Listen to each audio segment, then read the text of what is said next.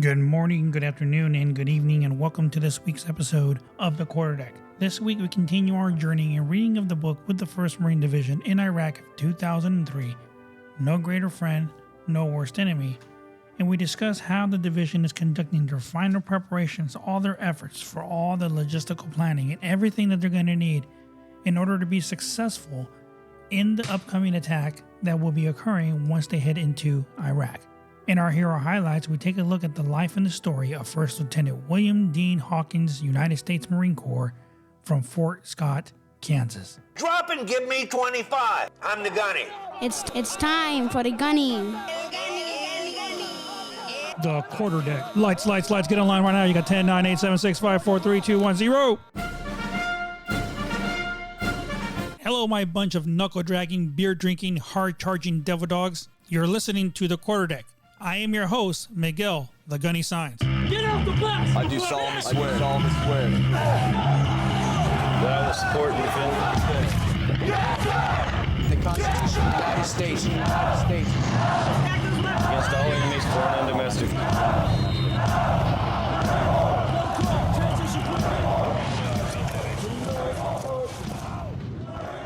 The Quarterdeck.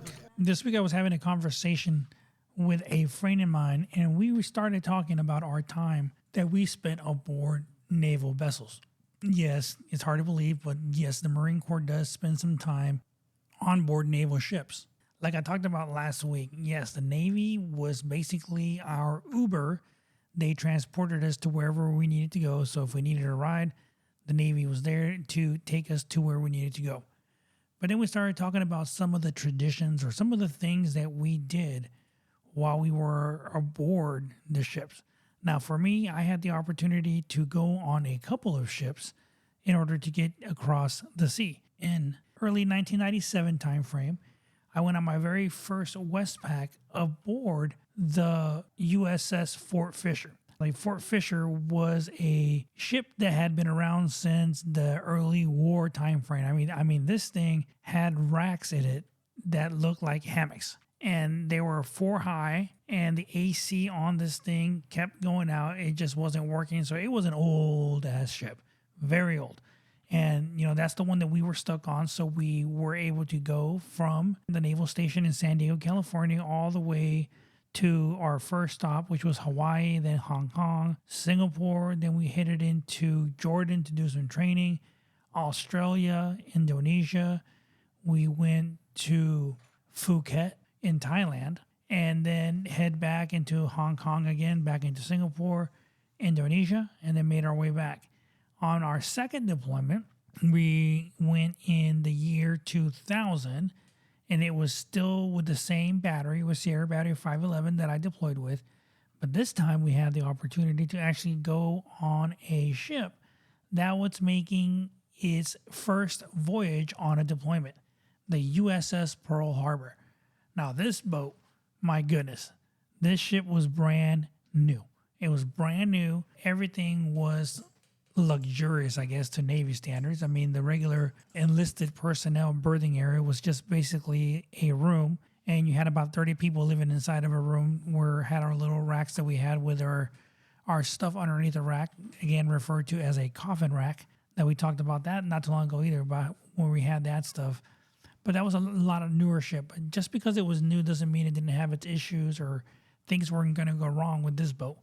I can remember on this one, man, we had times when the actual sewage busted on our deck where we were. So we had fecal matter floating inside of the boat where we were sleeping at, and we had to get that stuff cleaned up, especially for hygienic purposes. But then there was that one. And then when I deployed into Iraq back in 2003, on our way back, we floated because we flew there on the way there, but they decided to float us back on the USS Bottom Rashard. That brought us all the way back from Iraq and Kuwait, and then we flew all the way. I'm getting confused now. Yes, we took the boat, came back, and we stopped by Australia. We stopped from Australia straight to Hawaii, and then back to the United States. So there's a lot of different ships that you were able to go on. But one of the things that we discussed was the naval tradition of actually becoming a shellback. Now, those of you that don't know exactly what a shellback ceremony is, let me explain it to you just a little bit. This is also known as a line crossing ceremony. And what it is an initiation. So it's the rite of a person that helps commemorate a person's first crossing of the equator. Now, this tradition, it may have originated with ceremonies when passing the headlands and becoming a foley that was sanctioned as a boost of morale aboard the ship. And it may have been created as a test of a seasoned sailor to ensure that those new shipmates were actually capable of handling the long, rough voyages across the sea. These equator crossing ceremonies, they've basically and typically featured King Neptune. King Neptune is the Roman god of fresh water, the sea in the Roman religion. He is the counterpart of the Greek god Poseidon.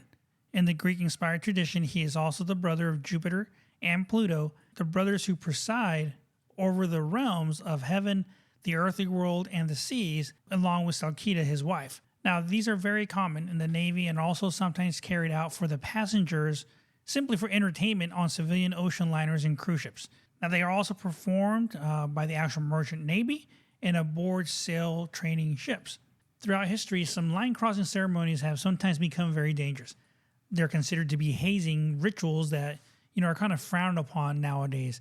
So the more modern navies, they have instituted regulations that actually prohibit physical attacks on sailors undergoing this line crossing ceremony.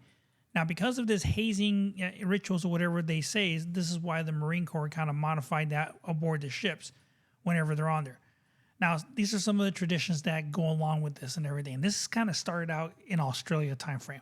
So in 1995, a notorious line crossing ceremony that took place at the Royal Australian Navy in the submarine Hamas Onslow, sailors were undergoing the ceremony were physically and verbally abused before being subjected to the act that was called sump on the rump, where a dark liquid that was dubbed over each sailor's anus and genitalia. Imagine that. This black thing being poured all over your asshole and your balls. So it kind of sucked. That would have hurt, I imagine. One of the sailors was actually sexually assaulted with a long stick before the sailors undergoing the ceremony were forced to jump overboard and tread water until they were permitted to climb back aboard the submarine. A videotape surfaced of this ceremony, and it was obtained by 9 networks and aired on Australian television. Now, the coverage provoked widespread criticism, especially when the videotape showed some of the submarine's officers watching the entire proceedings from a tower. Of course, the media is going to take full advantage of everything that's going on, and they're going to report it, and oh my goodness, they're hurting everybody. This is not right. This is not supposed to happen, blah, blah, blah. It's a tradition, people. Of course, they took it a little bit too far. Now, Canada. In the Royal Canadian Navy, those who have not yet crossed the equator are nicknamed tadpoles, or dirty tadpoles. An earlier nickname was given to them. So that's basically what they're called before they actually cross the equator, because they have not undergone this ceremony. Now, the United Kingdom, not to be left behind, they also have certain traditions that they do for this ceremony as well. So by the 18th century, there were well-established line crossing rituals in the British Royal Navy as well. On the voyage of the HMS Endeavour in the Pacific back in 1768, it was captained by James Cook and Joseph Banks at the time. They described how the crew drew up a list of everyone on board, including the cats and the dogs, and interrogated them as to whether they had crossed the equator. Now, if they hadn't crossed the equator, they must choose to give up their allowance of wine for 4 days, or undergo a ducking ceremony in which they were ducked 3 times into the ocean. Now, according to Banks, some of those ducked were grinning and exultating in their hardiness, but others were almost suffocated. Captain Robert Fitzroy of the HMS Beagle suggested that the practice had developed from earlier ceremonies in the Spanish, Portuguese, and also the Italian vessels were passing notable headlands. He thought it was beneficial to morale, and he quoted Otto von Quote's an 1830 description of the 1839 Narrative of the surveying voyage of His Majesty's ships Adventure and Beagle between the years of 1826 and 1836. In a similar ceremony that took place during the second survey voyage of the HMS Beagle, as the boat approached the equator on the evening of 16 February of 1832, a pseudo-Neptune hailed the ship. Those credulous enough to run forward to see Neptune were received with the watery honors which is the customary to bestow. The officer on watch reported the boat ahead, and Captain Fitzroy ordered, "Hands up, shorten sail." Using a speaking trumpet, he questioned Neptune, who visited them the next morning. Now, this was about 9 a.m. the next day.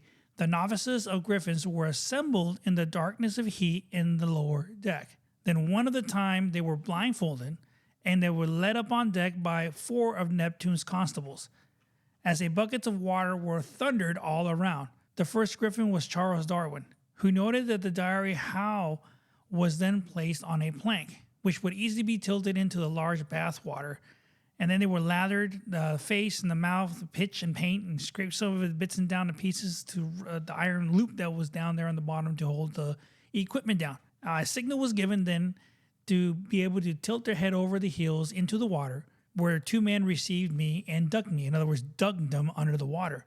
Now, at last, glad enough that he escaped, most of the others were treated much worse. Dirty mixtures being put in their mouths and rubbed in their faces. The whole ship was shower bath. Water was flying out of every direction, of course. Not one person, even the captain, got clear of being wet enough. So this is some of the things that would happen. Now, as far as the United States, the U.S. Navy and the U.S. Coast Guard and the United States Marines have well-established line crossing rituals as well. Sailors who have already crossed the equator are nicknamed shellbacks, trusty shellbacks, honorable shellbacks, or sons of Neptune. So those who have not crossed are nicknamed polywogs, or slimy polywogs, or sometimes simply a slimy wog. Now, so during this time when we were aboard the USS Fort Fisher, all of us were still polywogs. We've never crossed the equator before. Now, there was a couple Marines that were on there before, some of the senior leadership that had done it before. But of course, because of all this stuff and everything that happened in the past, as far as the ritual taking it way out of proportion, of course, the Marines had other regulations that we had to follow in order for us to be able to become shellbacks. So in the 18th century and earlier, the line crossing ceremony was a quite brutal event, even in the United States, often involving beatings of the polywogs with boards and wet ropes, and sometimes throwing the victims over the side of the ship, dragging the polywog through the serve of the stern of the ship. In more than one of the instances, sailors were also reported to have been killed while participating in the line crossing ceremony. So again, this is why there had to be some kind of rules, some kind of regulations in order for these ceremonies to continue without them being extremely hazing situations because of this. So this was also known as the baptism on the line. So in other words, it was basically like the person was being baptized as they were crossing the equator. The ritual is the subject of a painting by Matthew Benedict named The Mariner's Baptism in 1961.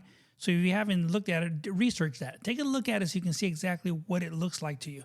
And this is a book by Henning Henningsing named Crossing the Equator, Sailor's Baptism and Other Initiation Rites or Rituals. The United States President Franklin D. Roosevelt described his crossing of the line ceremony aboard the Happy Ship, the USS Indianapolis, with his jolly companions in a letter to his wife, Eleanor Roosevelt, on 26 November of 1936. Now, later during World War II, the frequency of the ceremony increased dramatically, especially aboard the United States naval ships of the Pacific, where the surface fleet operation grew enormously to counter widely dispersed Japanese forces. So this dates back as late as World War II. The line crossing ceremony was still rather rough and involved activities such as the devil's tongue, which was an electrified piece of metal poked into the sides of those deemed polywogs. Beatings were often still common, usually with fire hoses, and several World War II Navy deck logs speak of sailors visiting sickbay after crossing the line. Those things were very, very bad during that time. Today, what it is, it's a 2-day event, evening and day. is a ritual in which the previously inducted crew members, the trusty shellbacks, are all organized into the court of Neptune to induct the slimy polywogs into the mysteries of the deep. Physical hardship in keeping with the spirit of the initiation is tolerated, and each polywog is expected to endure a standard initiation rite in order to become a shellback. Now, depending on the ocean or fleet AOR, there can be variations of the rite of passage. Some rites have discussed a role reversal as follows, but this is not always a normal feature and may be dependent on whether a small number of shellbacks exist to actually conduct this kind of initiation. That transition flows from the established order of the controlled chaos of the polywog revolt. They begin the beginnings of the order of the initiation rite. As fewer but experienced, the enlisted crew converts the wogs through a physical fitness test, then back to and thereby they're affirming the pre-established order of the officers, whoever is enlisted. And then the evening equatorial crossing is called Wog Day, and as many other rites and nights before rituals, is a mild type of reversal of the day to come.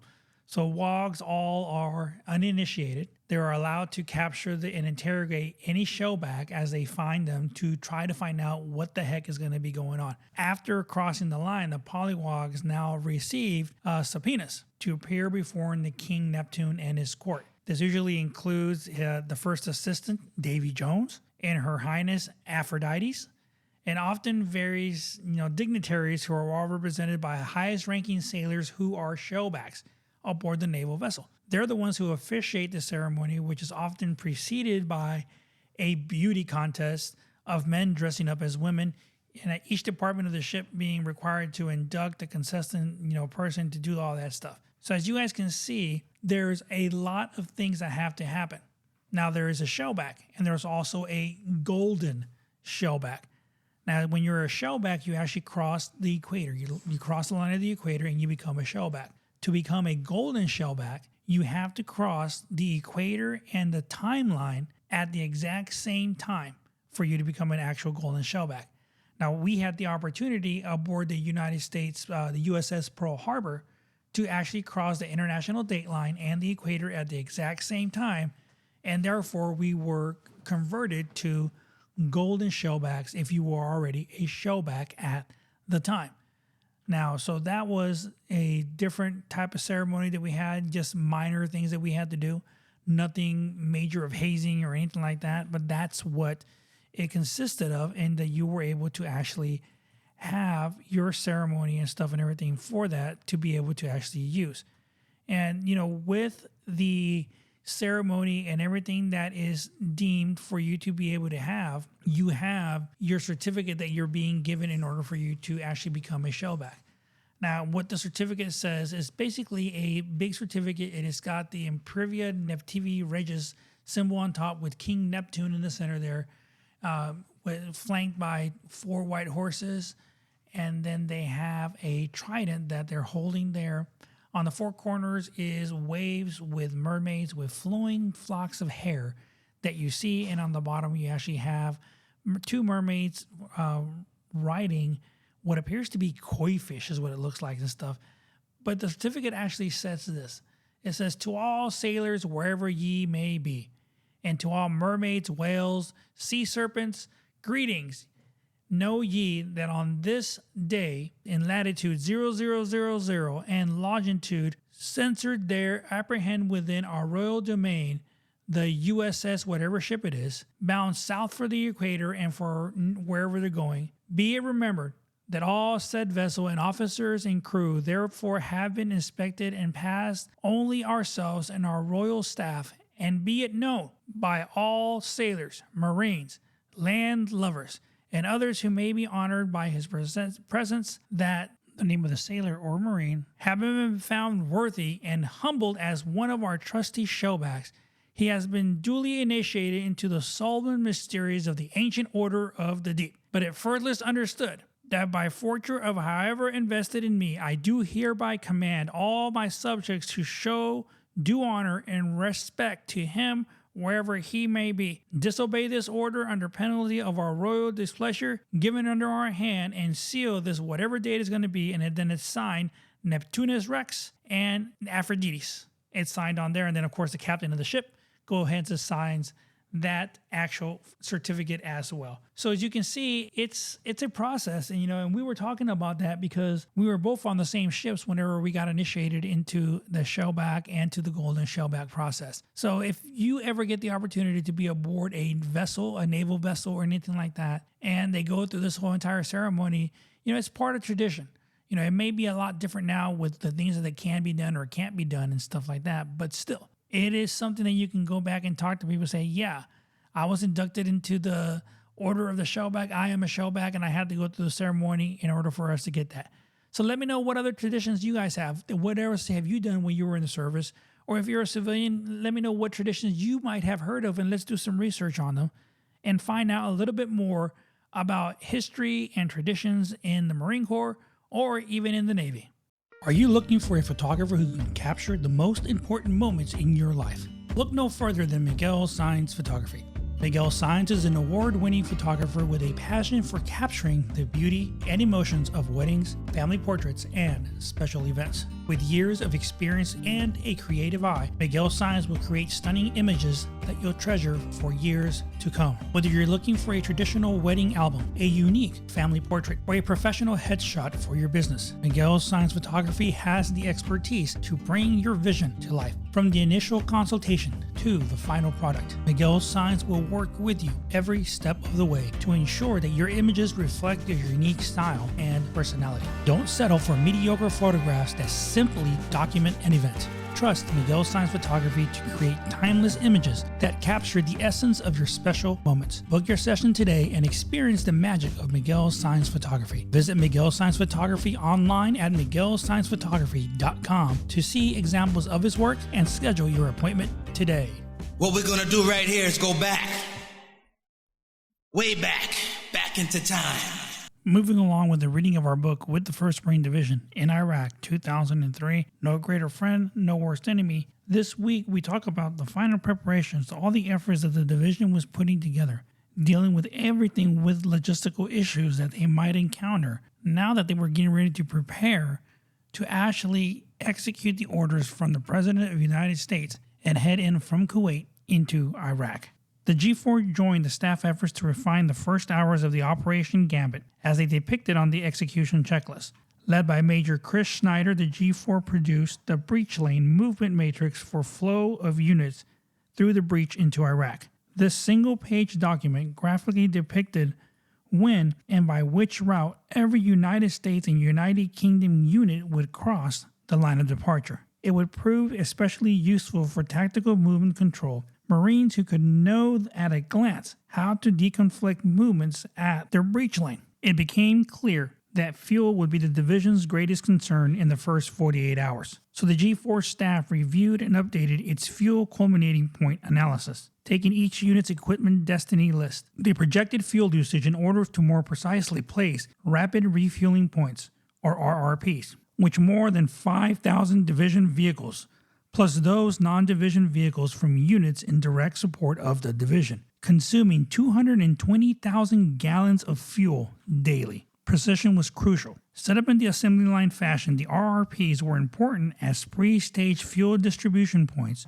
positioned at critical points in the fight. RRPs would serve as a transfer point for fuel, water, food, and ammunition from the CSSG to the supporting CSSC and their units. This rigorous analysis revealed need to focus on RRP 7 near Jaliba Airfield in order to sustain the division's momentum during the opening gambit. CSSG 11 displayed the first of many instances of their operational flexibility and readjusted their concept of support. The addition of Highway 1 to the division's scheme of maneuver not only provided new maneuver opportunities, but also provided CSSG 11 options for locating and establishing RRPs that Iraqi forces would have a hard time locating. It also obviated the requirement to send half-loaded fuel and ammo trucks over unimproved roads that would have severely limited the speed and advance of the division. Shifting the anticipated division main effort to Highway 1 also dictated that RCT-1, operating along Highway 7 corridor,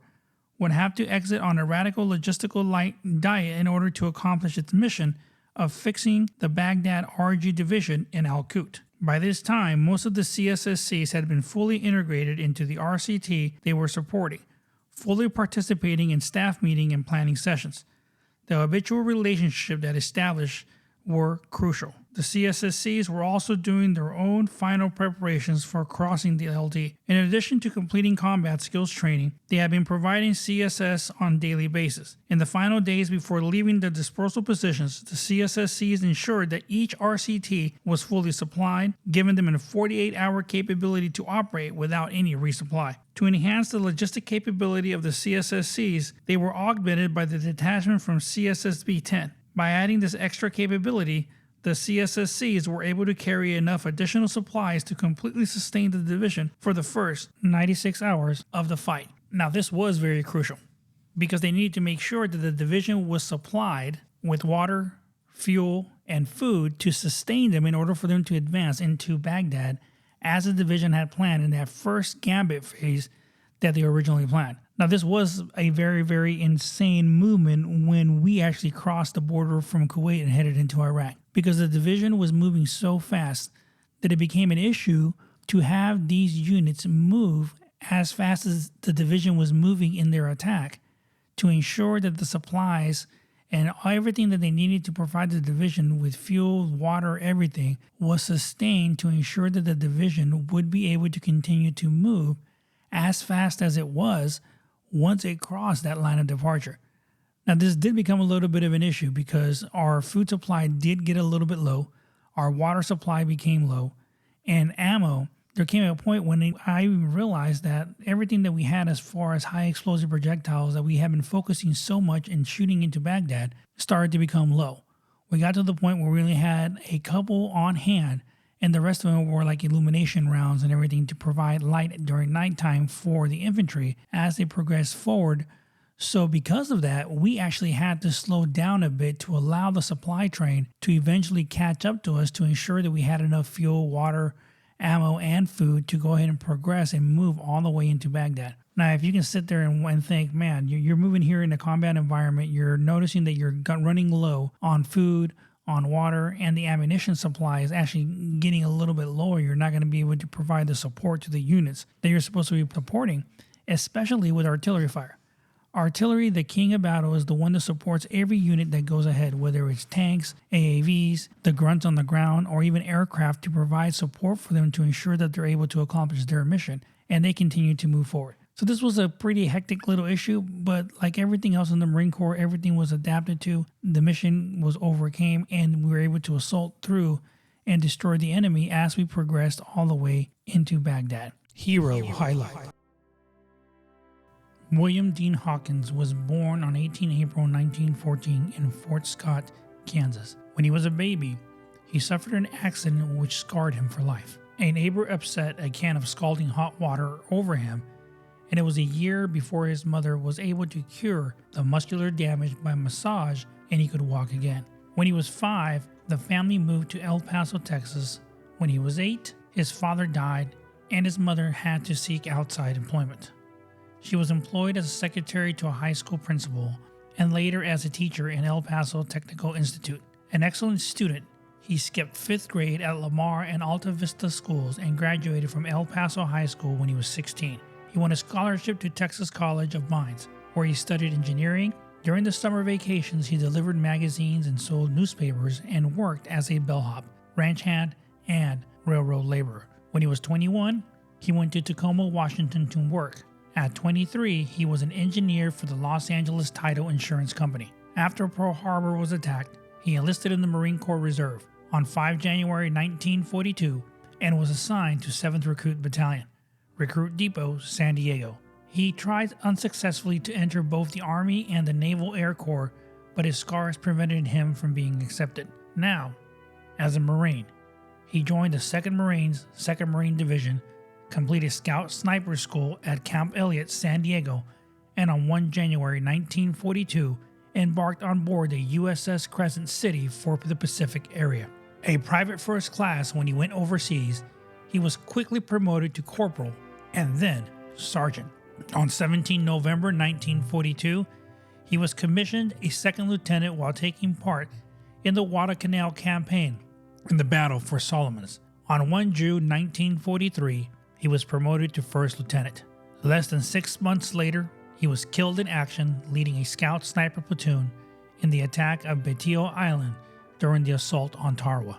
During the 2-day assault, First Lieutenant Hawkins led attacks on pillboxes and installations, personally initiated an assault on a hostile position fortified by 5 enemy machine guns, refused to withdraw after being seriously wounded, and destroyed 3 more pillboxes before he was mortally wounded on 21 November 1943. For his actions above and beyond the call of duty, First Lieutenant Hawkins was posthumously awarded the Medal of Honor. Robert Sherrod, the editor of the Saturday Evening Post, wrote the following about the Marine platoon leader. Hawkins had told me aboard the ship that he would put his platoon of men up against a company of soldiers on Earth and guaranteed to win. He was slightly wounded by shrapnel as he came ashore in the first wave, but the furthest thing from his mind was to be evacuated. He led his platoon into the forest of coconut palms. During a day and a half, he personally cleaned out 6 Jap machine gun nests, sometimes standing on top of the track and firing point blank at 4 or 5 men who fired back at him from behind the blockhouses. Lieutenant Hawkins was wounded a second time, but he still refused to retire. To say that his conduct was worthy of the highest traditions of the Marine Corps is like saying the Empire State Building is moderately high. His remains were eventually interred into the National Memorial Cemetery of the Pacific in Honolulu, Hawaii. In recognition of his leadership and daring action against enemy positions, the airstrip of Betio Island was named Hawkins Field in honor of the Marine hero. With his unit, First Lieutenant Hawkins also shared the 2 Presidential Unit Citations awarded to the 1st Marine Division, Reinforced, for heroic actions during the Guadalcanal and Tarawa campaigns. The quarterdeck. This week on the quarterdeck, we covered a lot regarding the 1st Marine Division, and we talked about how the division was making their final preparations and their whole entire efforts in order for them to actually complete all the logistical tasks now that they were getting ready to prepare to actually head into Iraq. And man, what a task. What a task that they had in order to make sure that they were able to provide the division with all the food, the water, the supplies, the ammunition, everything that the division was going to need in order for them to be successful in completing the task and moving from Kuwait all the way into Baghdad to ensure that they were able to secure that city and liberate the people there in Iraq. This week in our Hero Highlights, we talked about First Lieutenant William Dean Hawkins of the United States Marine Corps, what he did in order to earn himself that Congressional Medal of Honor. Not even starting when he was a young kid, when he had that traumatic event when that hot water was poured all over him. And it took him forever for his mom to be able to cure him, to make sure that all his muscles and everything were back to the way that they needed to be in order for him to walk again. That alone was a hardship that he learned in his very, very young age. And I'm pretty sure that all this kind of progressed when he enlisted into the Marine Corps and everything that he did in the Marine Corps, especially being a sniper, that he was able to do everything that he needed to do to protect his men, to ensure that his unit was successful in completing whatever task that they needed to do.